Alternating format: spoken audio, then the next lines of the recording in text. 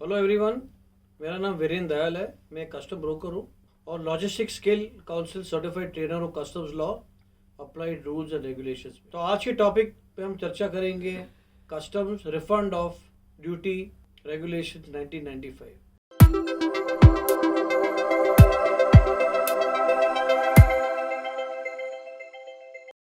For latest updates, subscribe to our channel and press the bell icon. जब आप duty के लिए refund apply करते हो तो उसका प्रोसीजर क्या होता है वो आपको समझना ज़रूरी है। तो सबसे पहले सेक्शन 27 की हम चर्चा कर लें। Section 27 of the custom act में एक्साइज ड्यूटी जब आप पे करते हैं तो आप रिफंड ले सकते हैं, सब्जेक्ट टू एडजस्ट एडजस्टमेंट कि भाई आपने incidence of duty pass on नहीं किया है। तो इंसिडेंस ऑफ ड्यूटी नहीं पास ऑन करना is the most important factor in the refund application, जो आपको प्रूव करना है कि भाई आपने एक्स्ट्रा ड्यूटी भरी है, गुड्स मैन्युफैक्चर किए या गुड्स आपने सेल किए, लेकिन जो एक्स्ट्रा ड्यूटी का जो इंश्योरेंस के लिए आप रिफंड के लिए अप्लाई कर रहे हैं वो आपको जस्टिफाई करना पड़ता है कि you have shown it separately in your books of accounts as advances और current assets etcetera, and that you have not expensed out to the profit and loss account. और टू सपोर्ट दैट कि आपका रवैया सही है, कि आप सही बोल रहे हैं रिफंड एप्लीकेशन में, ये सब बोलना ज़रूरी है। आपको कैलकुलेशन शीट करनी पड़ती है कि कौन से हिसाब से आप कैसे आपका रिफंड एप्लीकेशन बनता है। Bill of entry, invoice, packing list, duty paid चालान या shipping bill, export duty paid वगैरह जो बाकी के जो कागजात है टू प्रूव दैट आपका कौन से हिसाब से आपने कैलकुलेशन किया है वो देना ज़रूरी है। बिसाइड्स आपके books of accounts, certificate from chart accountant etcetera, to prove that आपने इंश्योरेंस ऑफ ड्यूटी किधर भी पास ऑन नहीं किया। तो customs form number 102, custom series के फॉर्म आते हैं, उसमें फॉर्म नंबर 102 हमको डुप्लीकेट में फाइल करना पड़ता है with all the supportings, C certificate, books of accounts, documents under section 28C of the custom act, कि भाई हमने जब टैक्स इनवॉइस बनाई तो उसमें हमारी कॉस्टिंग क्या थी प्राइस की, what are the ingredients of the price में क्या क्या हमने ऐड किया है।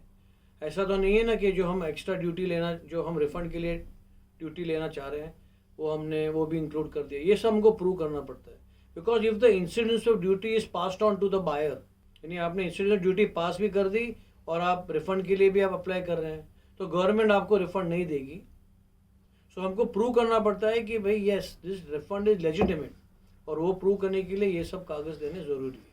जो हम प्रूव नहीं कर पाए then the amount claimed as refund government will send it to the consumer welfare fund, that somewhere down the line कोई भी कंज्यूमर ने एक्स्ट्रा पैसा भरा है ये गुड्स के तहत, क्योंकि जो मैन्युफैक्चरर है और जो सेलर है उसने वो incidence of duty pass on कर दी। ये मेन रीज़न है उसका कि भाई हमको ये सब सारे डॉक्यूमेंट्स देने पड़ते हैं।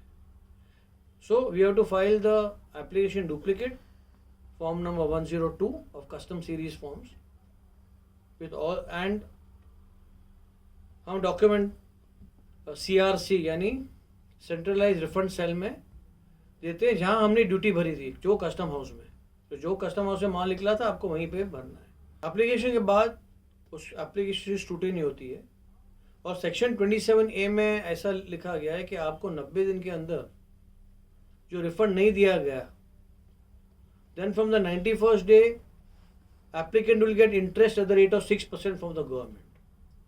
So once the forms are submitted to the CRC section, that is centralized refund cell, 10 days के अंदर जो आपको डॉक्यूमेंट वापस रिटर्न हो गए डेफिशिएंसी के साथ, तो डेफिशिएंसी का आपको जवाब देना है, जो भी उसमें शॉर्टफॉल है you have to make good the shortfall and then resubmit.